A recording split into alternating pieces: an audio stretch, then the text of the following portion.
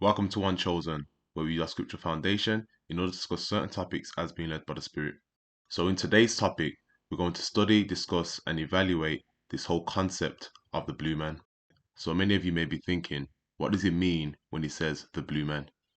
And to be honest, this is actually a concept that many people have seen all throughout oral tradition. They've seen it all throughout history, they've seen it all throughout movies, but they probably just never quite grasped the idea of what it truly means. Before I start, I must firstly give credit where all credit is due. I'd like to thank a YouTuber by the name of Chronicles of Judah 144 for helping this knowledge come to my fruition. And as we know, knowledge should not be hidden, but only shared. So I'll link his YouTube channel in my description. Alright, so without any further ado, we'll get into the lesson. But like we do always, we'll start by gaining foundation from the scriptures. Hosea chapter 4 verse 6. My people are destroyed for the lack of knowledge. Because thou hast rejected knowledge, I will also reject thee. Thou shalt have no priest to me, seeing that thou hast forgotten the law of thy God. I will also forget thy children. Now that's a big message to you, so-called black man. You are destroyed for the lack of knowledge. Now I don't know what it is. I don't know if it's through slavery or just through systematic programming, but our people just refuse to read. It's like they got a phobia of it. That because you refuse to read, the Most High says here, you are destroyed. The so-called Negro wakes up every single morning thinking that everything's going to be done for him, living rather for the present than the future or the past. Now, since you forgot knowledge, since you rejected reading, the Most High said, he will forget you. I believe I said this in one of my last videos. There is really no excuse for anyone not to know anything in this day and age. It's 2021. You can access information via the click of a button, and that only takes a few seconds. Now, for those who are here from clicking that button, it obviously shows that you want to gain some more knowledge. So let's gain some more knowledge and get into this whole concept of the blue man. Now, at the start of the video, I stated that a lot of people have come across this concept through movies or oral tradition. But what the main thing people forget to do is ask the question, why? I mean, there's a meaning behind everything. You shouldn't just take everything for granted and accept it. You should always ask the question, why? Why is Keira Knightley playing the role of King Arthur's wife, Guinevere? Why is she painting herself blue? Why is Mel Gibson playing the role of William Wallace? Why does he paint himself blue? These are the questions we should always ask ourselves. And these questions are only going to be answered if we read. So let's read and see why people paint themselves blue. Alright, so in this investigation, I'm going to be using this book a lot. This is a book called Ancient and Modern Britons by David McRitchie. Now, one thing about this book is that David McRitchie is a so-called white man. And this book was actually written in the late 1800s. So before anyone gets into it and says, I'm trying to blackwash history, just know that this guy is a so-called white man. Not only that, but he's also a so-called Scot. And the reason why I say so-called is because for those who stay tuned to my videos, we know who the real Scots actually are. But anyway, this is on page 47. And what we're first going to do is look up the etymology of some words. So it reads here, a complementary witness with Morris is Gorm, found to the names of the Highland chiefs and kings. This word is given in the Gaelic dictionaries as signifying blue, of whatever shade, also green as grass. And this recalls the fact that the indigenous tribes described by Caesar were styled both viridris, meaning green, and ceruli, meaning blue, from the woad which they stained their bodies. So woad is just basically a plant dye where people used to stain their bodies. So you might see, some Vikings paint themselves blue. That was using woad. But anyway, let's carry on. Which they stained their bodies, the colour of which may come under either of these headings. Accordingly, when one looks again into the Gaelic dictionary, one finds that Gorman is woad. Plainly, therefore, a man who is titled Gorm is a woad-stained man. Now, although in the Gaelic of Scotland, a Negro is known as Dwayne Dub, a black man, he is known in the Gaelic of Ireland as Dwayne Gorm, a blue green, or woad-stained man. So when we go back now and look at movies like Braveheart, when we see William Wallace being depicted in this woad or this blue dye, it was actually in reference to a so-called black man. And that's the same thing with Keira Knightley as well. When she put on this woad in King Arthur, it was actually in reference to a so-called black woman. Why? Because Dwayne Dub, meaning a black man, is also known in Gaelic as Dwayne Gorm, which is blue, green, or woad-stained man. Now, in all fairness, the reason why William Wallace was wearing this colour was because he was actually depicted as a Pict in the movie. But there's no actual records that actually show that William Wallace was a Pict. This was just a stunt by Hollywood to make it more appealing to the viewer's eye. But this still doesn't take away the fact that a woad-stained man is in reference to a black person. Now, let me touch upon this word Gorm, because I actually remember growing up and hearing this word, mostly amongst the Caucasian community, and it was actually used as an insult to another person. I remember in school and they used to say to each other, move away, Gorm, or shut up, you Gorm. Now, knowing that I've actually read the history behind it, I know it's actually in signification to someone like myself. And also, I want to mention this also links into what we learned last lesson in Black Influences of the British Isles. We looked at this word Douglas, and what comes up? The word dub, which just essentially means black. Just like the word Dwayne Dub, which means black man. And here we go, it says the word glass. Now, what word does glass mean? Green. Now, when we go back to that word Gorm, what can that also mean? Green, which is in reference to a woad-stained man, which is essentially a black man.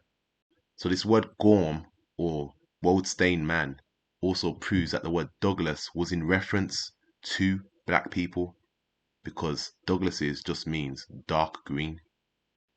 Right, so I'm just going to finish up now. So this is just after the red font. So it says, and while in the Scottish Highlands, the adjective glass is used to signify both swarthy and green. This is what I just proved with the word Douglas. But anyway, let's carry on. In Wales, it has a meaning of green or blue.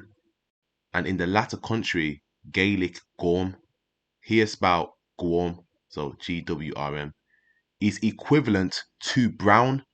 So as we see, the word Gorm green is in reference to a black person. What possible explanation for all this apparent confusion of terms can there be? Listen to what the author's saying. Except the patent one, that a brown-skinned man and woad-coloured man were one and the same. So there you go. Whenever you see throughout history, throughout movies, when you see people painted green or blue, it was actually in reference to a black person. Now, what's so ironic about this is that further on in the book, almost 100 pages later, the same author, Dave McRitchie, reinstates himself to make sure the reader does not forget. So let's read it. It's on page 136. It says, it was noticed some chapters back that Dwayne Dub, a black man, and Dwayne Gorm, a blue or woad-stained man, were one and the same. So the author's making you know straight up. I said it on this page, and I'm going to say it again. A black man is a woad-stained man. Now here is something that's going to trigger your mind, and this is actually a modern source. So this comes from The Guardian, and we all know, especially for those who are living in the UK, we know how prestigious The Guardian is. So what does The Guardian say about this blue colour? So it says here on the title, blue no longer person of colour added to Irish lexicon. So wait a minute. The Guardian's actually done an article stating that blue is in reference to a coloured person. And notice it said person of colour. It didn't say person with colour, meaning person with blue stains or green stains. It clearly said a person of colour. So that's in reference to your skin. Now let's dig a bit deep and see exactly what this article was saying. So it says, the Irish language has long wrestled with the description of people who are not white. A Fia dub could refer to a man of any color with black hair or black skin. So the author says here could. No, it's not could. It does refer to a person of black skin, as we proved throughout countless videos. When capitalized, Fia-dub was also referred to the devil. So the word dub, the way how they used it was to basically demonize colored people. For generations, Irish speakers used an old alternative, Dween Gorm, meaning blue person. So that's what we just read in that book, to indicate people who were not white. Others used Dween Date, meaning colored person. One version invoked creatures from the film Avatar. So wait a minute. Remember at the start of the video when I said to the audience, question everything? Or why in the movie Avatar did I have blue skin? Now it turns out in this article that people are actually clocking onto the actual meaning behind it. So now they're actually saying to themselves, aliens with blue skin. That's actually in reference to black people. So essentially, the movie is about black people. But anyway, let's continue. It says, one version invoked creatures from the film Avatar. One other echoed language associated with apartheid South Africa. Now, the guardians of the Irish language have entered a new term in the National Terminology Database, Dween Dahaf, person of colour. So this is exactly what David Ritchie was saying back in the late 1800s. There was an apparent confusion of words because they're changing it, they're changing the definitions. So the same thing is happening now. But one thing that's good about this article is that it proves that they know that the word blue was in reference to a coloured person. And you want to know another set of people who also knew that blue was in reference to a coloured person? The Vikings. Yes, I said it. So let's prove it. So this is from a book called A History of the Middle Ages by John M. Riddle. And this is talking about the Vikings in Iberia. So I'm just going to read from the red lines. So it says, thwarted in Muslim Spain, the Vikings raided the shores of northern Africa, where they rounded up large numbers of what they called blue men and black men. So as you can see here, the Vikings called these men in Africa, these black men, blue men. Now this specific region, known as North Africa, they didn't actually call it North Africa.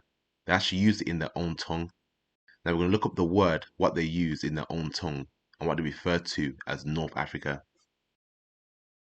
Now this is from a website called the Skoldic Project. And this is what happens when you look up the word Blarland. So as you can see here, it says Blarland, which means North Africa. So when we look back at that book, when it talks about North Africa, they was actually calling it the Blarland.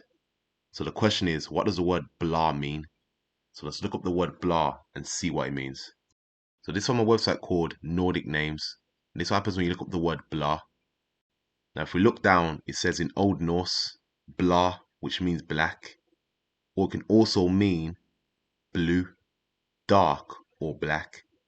So when they refer to North Africa, they refer to it as the Black Land or the Blue Land.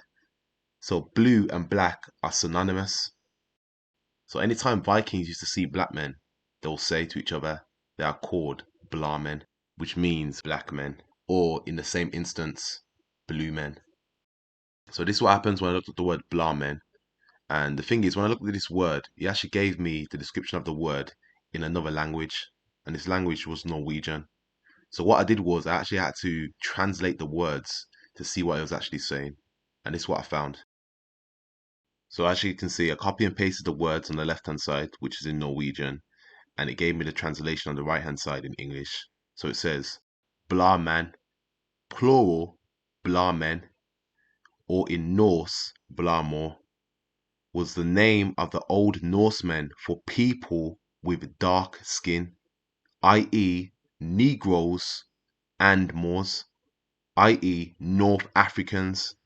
The word used among other things in folk songs from the Middle Ages, blue could previously mean blue, dark blue, and black. So without any shadow of a doubt now, you should know that the Vikings called black men, blue men. Now there's one more thing I want to point out in regards to this word Blarmand, which we know means blue man. There was a Danish book author by the name of Egon Mathiasson who actually created this simple picture book for children, and he called it the Blarmand. Now look how he depicts the Blarmand in this book. Now what we appear to see on the front cover of this picture book appears to be the Negro, and we can tell that by just looking at his hair. It's curly and it's woolly. Now some people may question to say, oh, okay, this is probably not a black man. Maybe the author's, maybe trying to depict a white person with curly hair. Okay, so now let's look inside the book. Now you can clearly see the woolly hair, which proves that the Blar man, or the blue man, or if you want to go even further, the woad-stained man, is indeed the black man. We can apply the same concept to blueberries, hence I said the word blue. Now according to The Guardian, they say that blueberries are not actually blue, they say they're actually dark purple. So the same concept you can apply to the so-called black man and woman. They're not actually blue, they're actually different shades of brown. And as we've seen before, we've seen that all these words are synonymous with each other. Why do you think they use the term, you got beaten, black and blue? Because black and blue are all synonymous with each other. Now, this is what happens when you look up the word blue man in the Oxford Lexical. So it says blue man. Noun, historical, a black man. And African equals blue man. So I'm showing proof after proof after proof, showing that the blue man is without any shadow of a doubt the black man. And now this leads me on into looking into ancient history, because the gods of the nations were depicted as blue. So let's look at a few examples of that. Now here's the most famous one. Everyone should know who this guy is, Buddha. And by looking at this image, this should actually cry out to the so-called Negro who he actually is. I mean, look at his hair. People in Asia today do not look like that. That hair is woolly. However, when we look at other images of Buddha, he's actually depicted as blue. Now, as we already proved through the video, we already know who the blue man actually is. But for anyone doubting, here's the source. Now, this is from a book called Nature Knows No Color Line by J.A. Rogers. It's on page 8. So it says, Godfrey Higgins says the religion of Buddha of India is well known to have been very ancient. In the most ancient temples scattered throughout Asia, where his worship is yet continued, he is found as yet with the flat face, thick lips, and curly hair of the Negro. Several statues of this may be met in the Museum of the East India Company. The religion of the Negro God is found in the ruins of his temples and other circumstances to have been spread over an immense extent, even to the remotest parts of Britain, to have been professed by devotees inconceivably numerous. That the Buddhists were Negroes, the icons of their god clearly prove. Anacalypsis, Volume 1, page 52, 1866. So that goes out to the Shaolin monks. You hear them talking about, they want to manifest the Qi Gong through meditation. Well, who taught you that? These people right here, the Negro Buddhists. You see them do all these stances, the bow and arrow stance, the horse stance, the tiger stance. Well, who taught you that? The Negro Buddhists. Matter of fact, the Shaolin know this themselves. I remember watching a documentary called The Secrets of the Shaolin by a famous actor called James Scott Lee. Now, you might have seen him in movies like The Dragon, where he portrays Bruce Lee. And in this documentary called Secrets of the Shaolin, he actually trains with the Shaolin at the temple. Now this image that I'm showing is from the documentary. Now I'm going to give you a few seconds to actually look and observe what's going on in this image.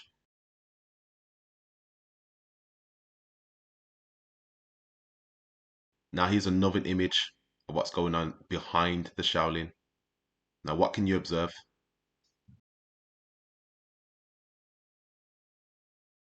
Now what can you see? What can you see that was on the walls in the Shaolin Temple? So-called black people. So like I said before, the Shaolin know that their founders were black. Matter of fact, all the physical training, all the fighting styles was started by a particular Buddhist by the name of Bodhidharma. And in this documentary, they literally show you a statue of Bodhidharma. And what is he portrayed as in this documentary? A so-called black man. And he too, just like Buddha, came from India. Now this statue is actually found in a place called the Bodhidharma Cave, which is situated in China in a place called Mount Song. So even in China, they preserve these sort of records of their patriarchs. Alright, so let's get back to this. So now we're going to quote from that very same book that J.A. Rogers was talking about. So this book's called Anacalypsis, an attempt to draw aside the veil of the Asiatic Isis by Godfrey Higgins.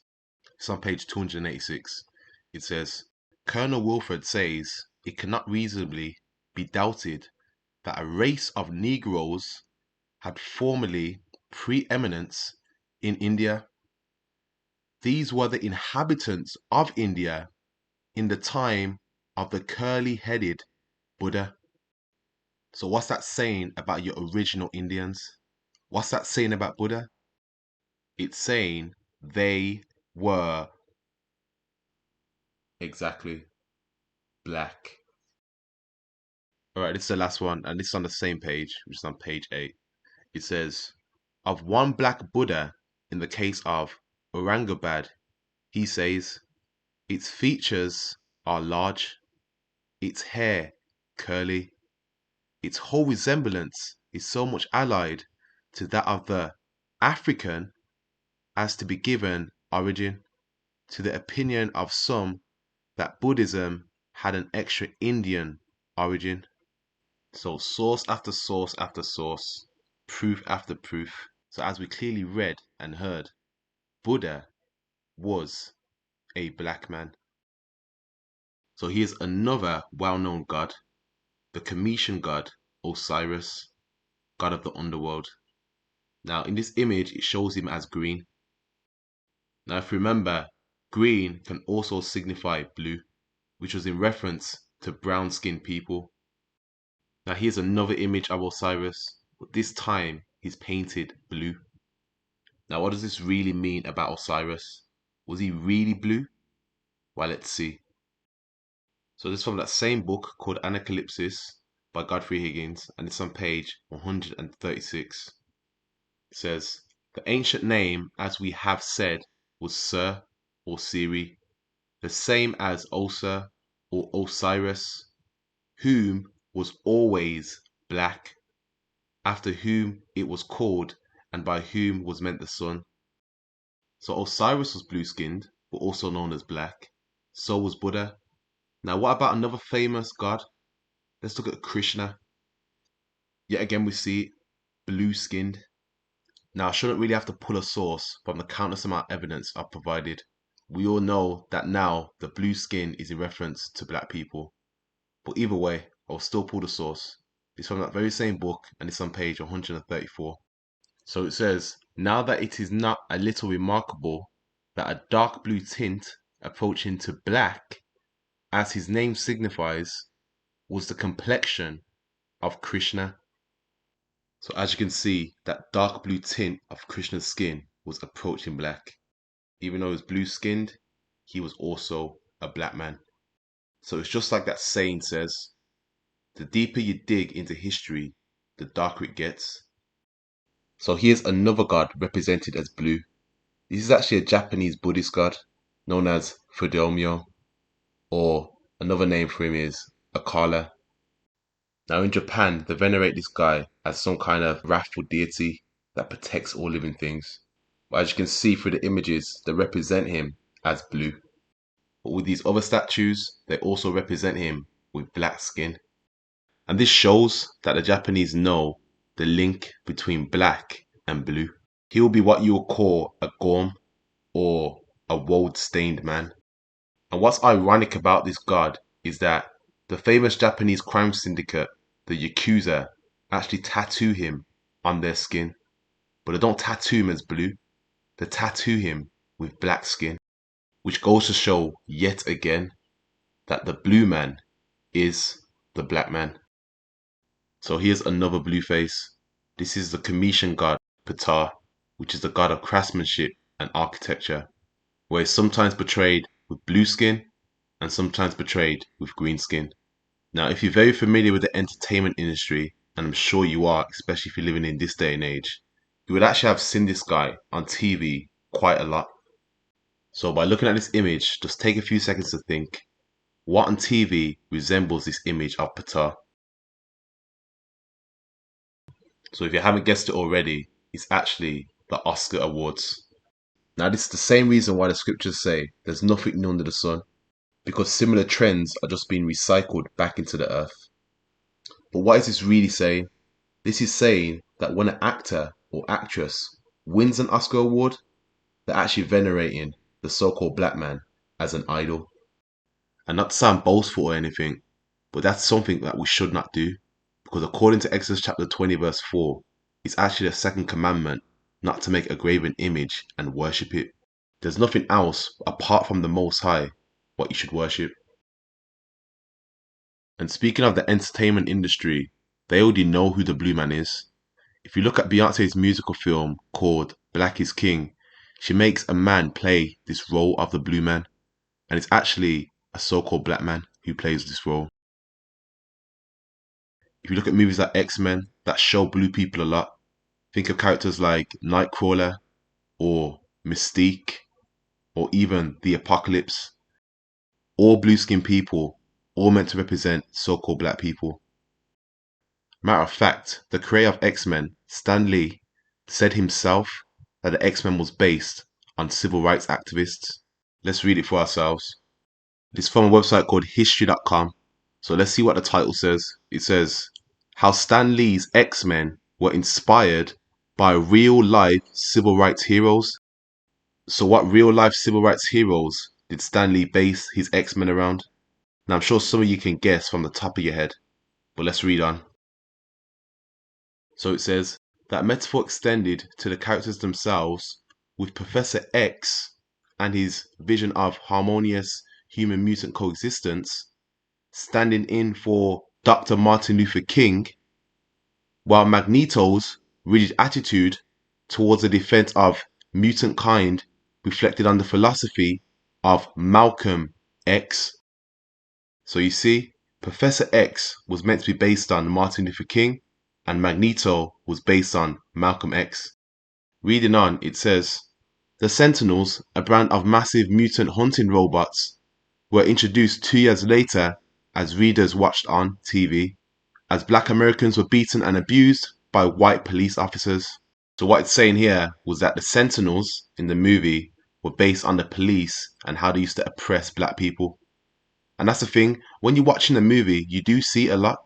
You do see that the mutants are oppressed by the humans. They're looked down upon in society.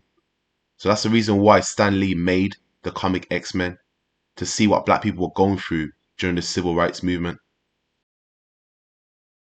So further on down it says this, by creating characters that looked and acted differently, Lee tapped into the struggles that readers of his books experience every day. Marvel always been and always will be a reflection of the world right outside our window, Lee explained a year before his death. See, that's the reason why Stan Lee made the X-Men. And that's another thing, that shows you that a lot of these things, a lot of these movies, a lot of these comics are not just made for entertainment for the viewer.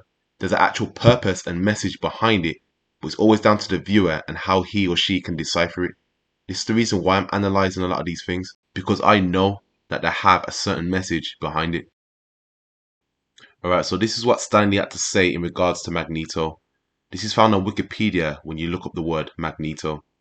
So it says, in a 2008 interview, Stan Lee said he did not think of Magneto as a bad guy. He just wanted to strike back at the people who were so bigoted and racist. He was trying to defend the mutants, and because society was not treating them fairly, he was going to teach society a lesson. He was a danger, of course, but I never thought of him as a villain. Now, if Stan Lee based Magneto off of Malcolm X, What's that subliminally saying about what he thinks about Malcolm X? He's basically saying he doesn't see Malcolm X as a villain either. He was only fighting against the racist people who treated his people unfairly. Now what we're going to do is touch upon Norse mythology and cosmology, which is basically what the Vikings believed. Now the reason why I'm giving the background behind this is because it's heavily linked to movies like Thor and games like God of War. And what they did was they left certain messages, and that's what we're going to look into. Now what the Vikings believed in their cosmology was these 9 realms, and each of these realms had separate races of people or separate entities. Now one of these realms was called Svartalfheim, and the entities that lived there were called the Dark Elves. So we're going to look into this thing about the Dark Elves. Now that should be a major shout to you so-called Negroes, since I said the word dark. But anyway, we're going to look into it. So this is from Wikipedia when you look up the word Svartalfheim. It's also called Svartalfa. So let's read. It says, in Norse cosmology, Svartalfa, and in parentheses it says, Black Elves, or Swarthy Elves. So remember, when we looked at that word Swarthy, it just means black or brown. So what's he saying from the start? He's basically saying that the entities that lived there were basically the Negro version of the elves, the black or swarthy elves. Then it says, on this very first line still, it says, also called Mirkulfa, in parentheses, dark elves, dusky elves, murky elves, are beings who dwell in Svartalfheim. Svartalfheim means home of the black elves. So keep that in mind as we're going along. So when you're watching the movie Thor, The Dark World, it's actually talking about Svartalfheim, which is home of the Black Elves or the Swarthy Elves. And the most ironic thing about this is, in the opening scene, we see these Dark Elves. Now look at the subliminal, what Marvel have put into this movie. They show one of these Black Elves literally as a so-called black man. And I said subliminally for a reason, because some part of the elves that they do show is portrayed by a so-called white man. And this is just a way which Marvel or Hollywood like to do to put the black viewer back to sleep. They'll literally show us and say, yes, okay, the dark elves were black, but let me just throw a white man in there so they don't clock on. Because more than likely, the Negro doesn't like to read anyway. So we have to read more, brothers and sisters, so we can actually analyze and decipher what these messages are saying in these movies. Now, speaking of Marvel, they actually did do a comic surrounding this Norse mythology. They did it surrounding Hercules, and basically Hercules goes to this world called Svartalfheim. But in the comic, what they do is to show these dark elves as what? Blue-skinned. Now I want you to tell me, rhetorically, who did we learn about who are the blue-skinned people? Yes, exactly. So-called black man and woman. The world-stained man. The Gorm. So there you go. Marvel knows. Marvel knows the definition of the word Svartalfheim, meaning swarthy, but yet they do show them as blue. They make sure you know that the blue-skinned people, the dark elves, were actually black. Now earlier I did mention about a PlayStation 4 game called God of War. Now, how do they portray these dark elves? Let's see. So, they too portray them as blue-skinned people. And as we know, blue-skinned people are black people. These are your dark elves. These are your swarthy elves. So they know the truth. So question to the Negro, why don't you? Now who we know who the blue man actually is, I want to give a little breakdown of the movie Avatar. Now one thing you need to know about this movie, it does give the so-called black man and woman subliminal messages. Now some of these subliminal messages will fly over the heads of the average black person. Now if you was doing your reading, your research, you would actually click onto these things. So what I'm going to do is I'm going to break down some scenes that occur in this movie. Now just look at this one for instance. Look at the hair on the female, Neytiri, who is known for having hair in braids, especially when it comes to this style of braids. It's the so-called black woman. Alright, now let's look at the facial structure. Now look at the nose. These people, the Na'vi, they have broad noses. Who on earth is known for having broad noses? So-called black man and woman. Now let's go a bit deeper and look at the body structure of these people. So as you can see, what do these people have in common? Narrow hips, broad shoulders, long limbs. These are all part of the physical characteristics of the average Negro. Now, not to get too scientific with this, you may be asking, what does the narrow hips provide us to do? Well, what narrow hips does, what the scientists know, is that it provides us with more of a locomotive force, which is basically just more of a self-propelling force. And this is applied towards the center of the body's mass, which allows us to run faster. Not only that, but it allows us to make small adjustments when running or walking. And it also provides us with greater biomechanical efficiency. Same thing with the longer limbs. It provides us with greater reach, greater stride length, longer acceleration pathways. Why do you think Usain Bolt was breaking records? It's because he had these athletic advantages. Now just look at some of these black athletes and compare them to how the Na'vi looked in the movie Avatar. So as you can see, Usain Bolt, long-limbed, narrow-hipped, small rib cage. That's another thing that the so-called Negroes have. Here's another one. We got Kevin Durant, a lot of body mass situated at the thighs. Not only that, but the glutes. And this provides for locomotion. This provides for that self-propelling force, which is why, blacks have fast twitch muscle fibers, because it allows us to accelerate at tremendous speeds. And this doesn't always apply to running. You can actually apply to things like, boxing, which is probably why Deontay Wilder punches so hard. So this is what the scientists know. They know this about us. We've got Deontay Wilder, yet again, long-limbed. John Jones. And that's another thing. If you watch fighting, on average, you'll see this a lot. If you look at the fight stats at the start, you will see that the Negro will normally have a longer reach. Even if he is around the same height as his opponent, he'll still have a longer reach on average. Yet again, I'm going to overstate the word average. This doesn't mean that every Negro on the earth has a long reach. It's only on average. And this is what the scientists know from their studies. Alright, so now I hope you've seen the parallels to how the Na'vi looked in the movie Avatar to the so-called Negro. Now, let's break down some of the scenes that happen in the movie. Alright, so this one happens at the start. So this is what happens when Jake Sully, the main protagonist of the movie, goes into his avatar. And what's so ironic about the scene is, just before he goes into the avatar, when he's in that machine, the camera literally moves towards his head. But the part of the head it moves towards is towards the pineal gland, or the third eye. So basically, he's activating his third eye in this scene to become the blue man, or what we know as the black man.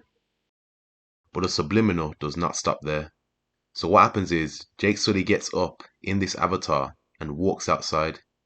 And the first thing the camera shows is two blue people playing basketball. Now, just think, on Earth, who's really known for playing basketball? The so-called black man and woman. Not only that, but in the scene, the two blue people are actually trash talking each other, which is something what a lot of black people do when they get competitive. So this links a lot with the movie Get Out. So you know how the people was trying to become black, trying to, convert their mind into a black person's body. The same thing was happening in this movie Avatar, except they did it subliminally as these blue aliens. Now this last scene I want to break down is a part when Jake Sully goes in and gives a report to the leader of the operation, a man called Parker Selfridge. You see him there with the white shirt on. And after Jake Sully gives his report, Parker Selfridge says something very ironic and very familiar to what people say today. He refers to the blue people and insults them by calling them blue monkeys. Now the question is, who on the earth is insulted and called monkeys? Is it the Caucasian man that is called monkeys? Is it the Arab man that are called monkeys? Is it the Chinese man that is called monkeys? No. It's the black man and the black woman who are called monkeys. So this goes out as a message to you Negroes. You are the blue people. You are the world-stained man. You are the Gorm. You are Krishna. You are Buddha. You are Dr. Manhattan. You are Nightcrawler. You are Mystique. You are the X-Men. You are the Smurfs. You are the Avatar.